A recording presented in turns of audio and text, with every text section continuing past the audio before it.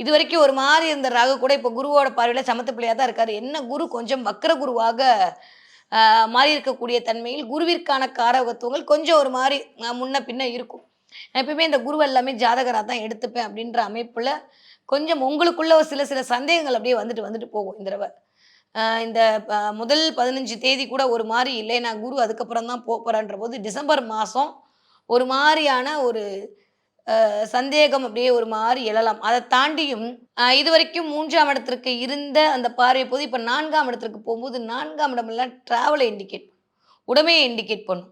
உங்களுடைய வித்யாஸ்தானம், உங்களுடைய வந்து எக்ஸ்ட்ரா கரிக்குலர் ஆக்டிவிட்டீஸ் உங்களுக்கு இருக்கக்கூடிய வித்யஸ்தானம்.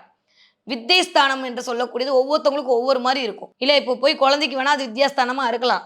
ஆனா கொஞ்சம் பெரியவங்களுக்கு அது வித்தியை காட்டக்கூடிய ஸ்தானம். உங்களுக்கான தனித்திறமைகளை நீங்கள் வெளிப்படுத்தி, அதன் மூலமாக வாய்ப்புகளை வசப்படுத்தக்கூடிய தன்மையாக இந்த தடவ கண்டிப்பாக விருச்சிக ராசிக்காரர்களுக்கு மலர்ந்தே தீரும்.